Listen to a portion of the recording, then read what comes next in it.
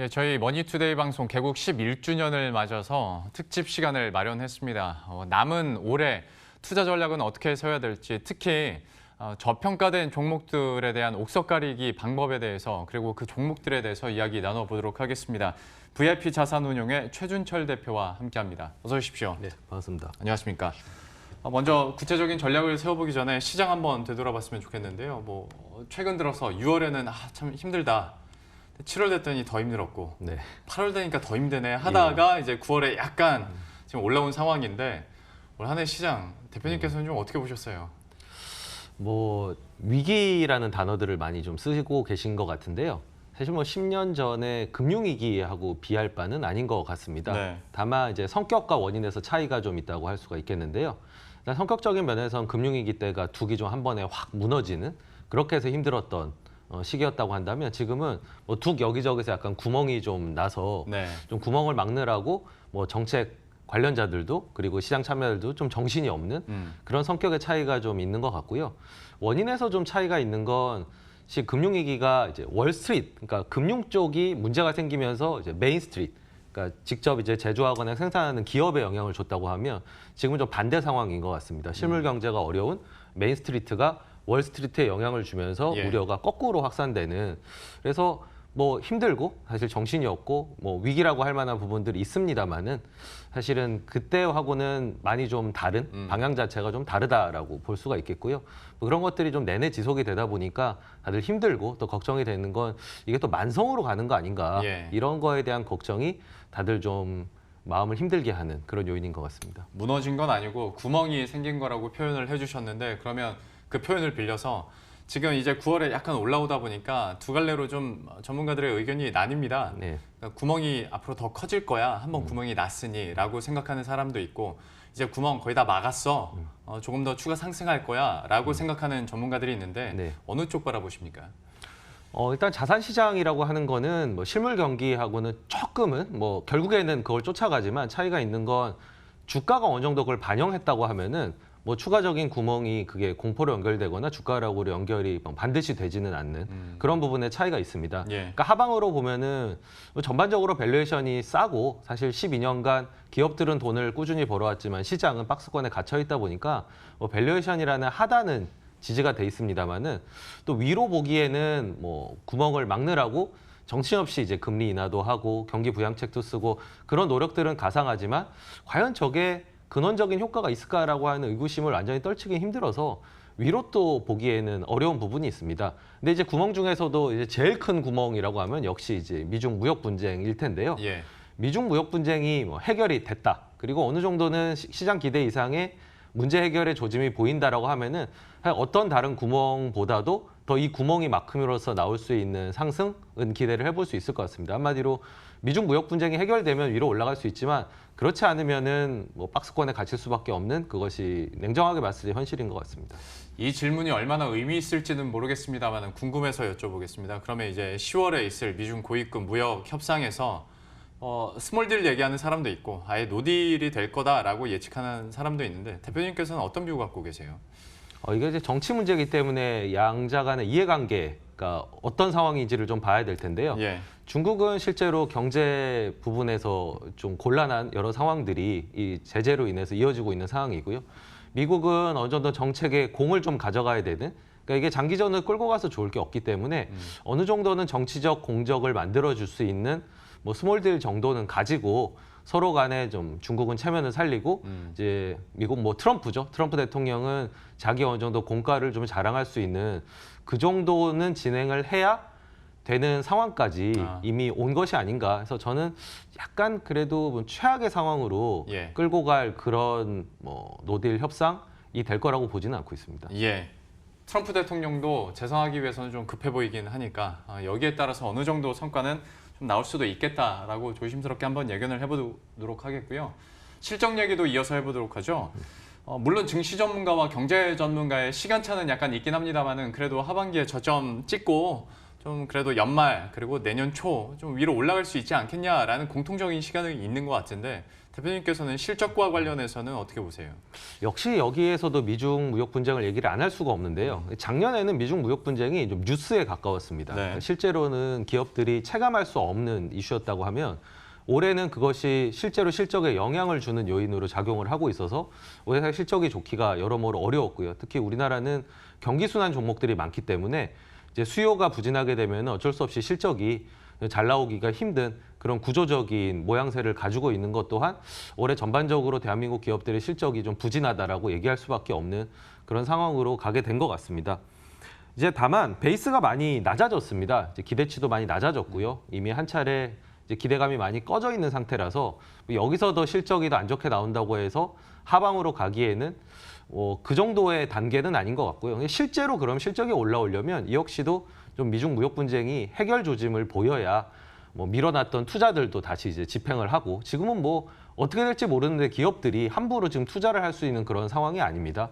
다 이제 밀어놨던 수요들이 결국은 나중에 한 번에 오히려 이제 주문이 좀 몰리는 그런 상황으로 급변할 수는 있겠지만 이 역시도 좀 예측하기 힘든 그런 이슈에 기반을 두고 있다는 면에서 여전히 안개 속이라고 할 수 있겠습니다. 사실 독일이나 이런 데들이 이제 지표가 안 좋은 것들이 사실 지금 제조업이 전반이 힘들고 그것은 이제 제조업체들이 투자를 계속 미루고 있고 그런 부분들이 작용된 대표적인 이제 시그널로 이제 독일 경제가 좀 힘든 이런 모습인데 이게 바뀌면은 독일 경제뿐만 아니라 심리가 많이 살아나게 될 겁니다.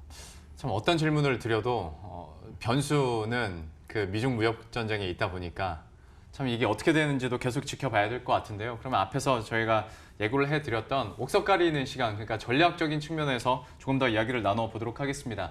증시가 워낙 많이 떨어지면서 낙폭과대주들이 한 번씩 빛을 받고 그 이후에 좀 상승을 하다 보니까 이제 저PBR주를 한번 찾아볼 수 있는 여유가 조금씩은 생겨나는 것 같습니다.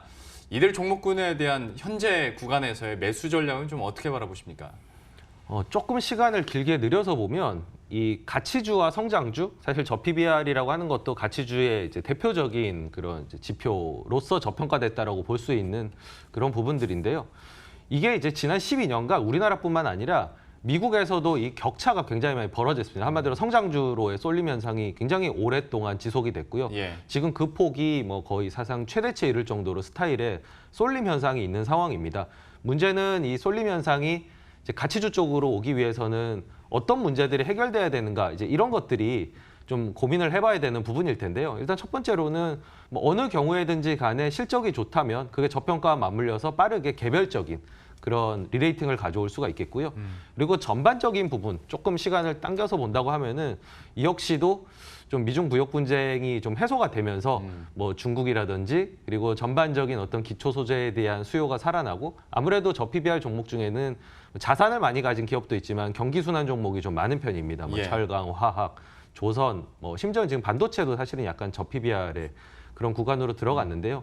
이것들이 턴하기 위해서는 역시 수요단의 문제가 해결되는 게 급선무고요.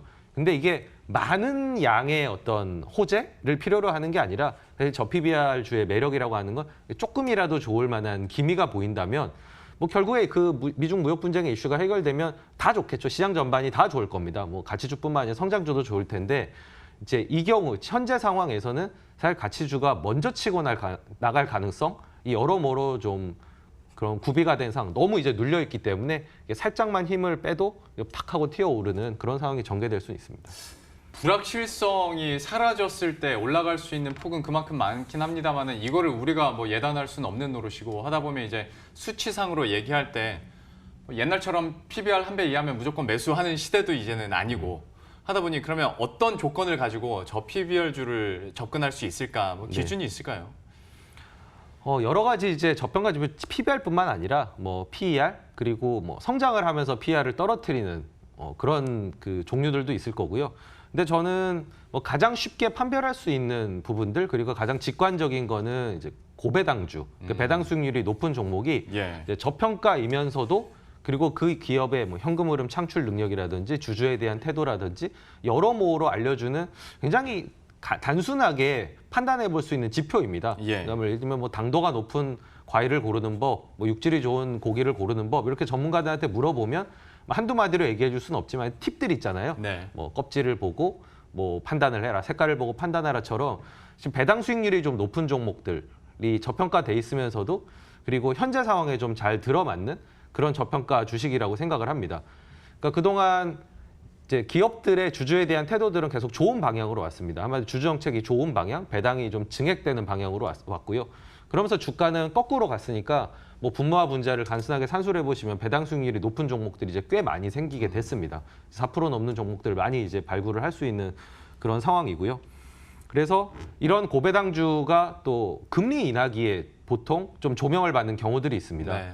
그러니까 뭐 배당 수익률이 똑같은 4%지만 뭐 금리가 5%일 때랑 1%일 때랑 이거의 상대적인 매력도가 좀 달라지게 되는 거죠. 근데 지금 금리가 인하되는 추세이기 때문에 어떻게 보면 저평가 주식의 많은 종류들 중에서 저는 좀 쉬우면서 효율적이면서 그리고 현재 상황에서 가장 먼저 좀 치고 나갈 가능성이 높은 게다가 이제 연말이 얼마 남지 않지 않았습니까? 예. 고배당주를 좀 눈여겨보실 필요가 있다라고 말씀드리고 싶습니다. 고배당주에 대한 매력도 얘기를 해주셨는데요. 그러면 혹시 이런 고배당 종목 가운데서 눈여겨보고 있는 종목군이나 업종군이 있습니까? 네, 저는 이제 KTNG를 고배당주의 대표적인 종목으로 좀 꼽고 싶은데요. 예. 일단 현금 창출 능력이 아주 좋습니다. 뭐 담배, 홍삼, 강력한 브랜드, 광범위한 유통망 이런 걸 갖고 있기 때문에 배당의 재원이 되는 현금 흐름에 대한 걱정을 할 필요가 없고요. 또한 그것도 좀 올라오는 추세입니다. 최근에 관련형 담배에서 점유율이 좀 올라가는 추세고요. 그리고 뭐 부동산 수익이라든지 여러 이제 이익이 더해져서 작년을 기점으로, 그러니까 올해를 기점으로 해서 실적이 좀 올라가기 때문에 배당이 증액될 가능성을 기대를 해볼 수가 있습니다.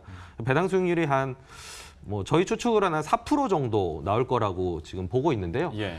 주가가 그 KTNG를 사서 주가가 오르면 시세 차익을 실현시키면 되는 거고요.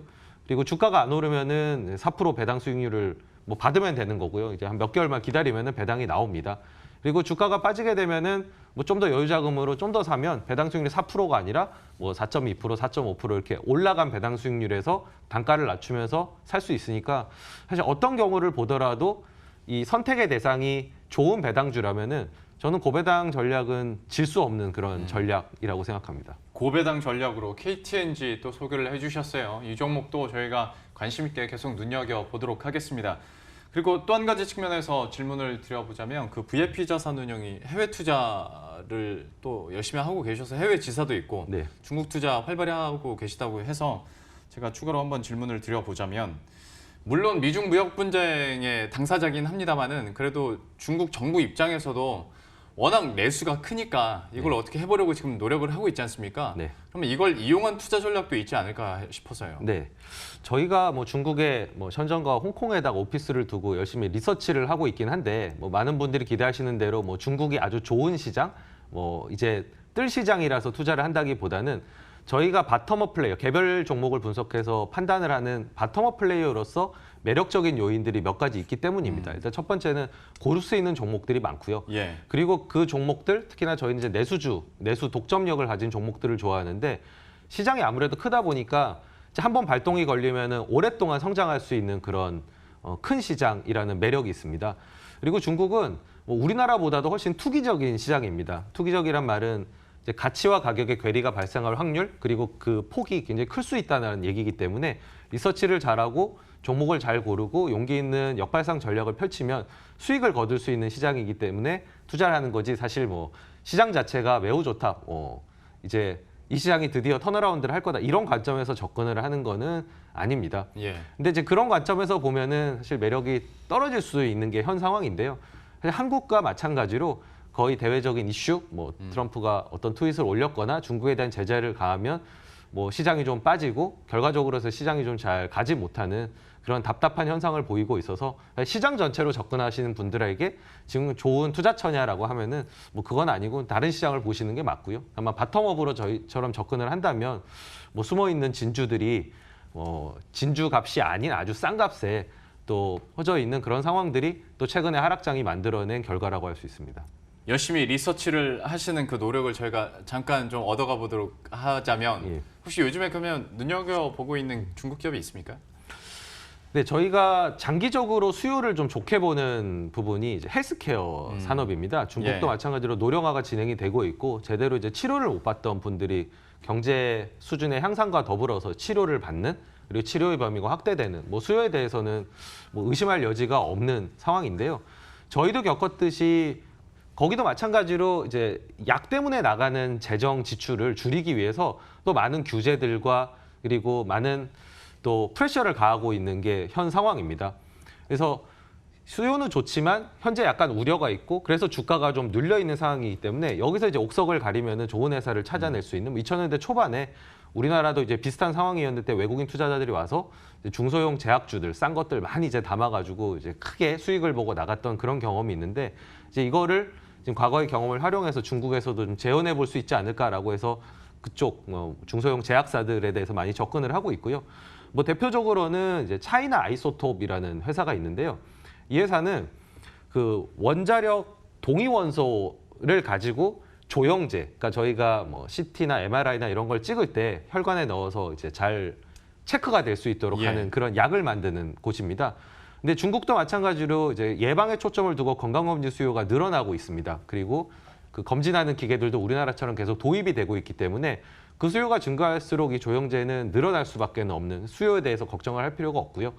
그리고 원자력이라는 걸 가지고 만들기 때문에 뭐 딱 단어의 어떤 뉘앙스에도 아실 수 있듯이 함부로 허가를 내주지 않습니다. 만들 수 있는 업체가 2군데밖에 없습니다. 그래서 이 늘어나는 파일을 다 가져올 수 있으면서도 그리고 규제에 대해서 조금 더 거리가 있는 이제 굉장히 제약주가 많은데요. 저희가 이제 다 뒤져본 결과 이제 이런 저희가 좋아하는 요건들, 독점적인 요건들, 그리고 수요가 늘어나는 부분들, 그리고 약간 역발상, 그러니까 좀 환경의 어떤 악화가 너무 이제 지나쳐서 주가가 저평가되어 있는 그 교집합에 있는 종목으로 이제 차이나 아이소톱 같은 경우를 저희가 발굴한 종목이라고 얘기 드릴 수 있을 것 같네요. 예, 이렇게 해서 저희 머니투데이 방송 개국 11주년을 맞아서 특집 시간 마련한 투자 전략 시간 고배당주에 대한 이야기도 들어봤고요. 마지막 말미에는 또 중국 시장에서의 투자 팁까지 간단하게 들어봤습니다. 오늘 VIP 자산운용의 최준철 대표와 함께했습니다. 오늘 말씀 고맙습니다. 네, 감사합니다.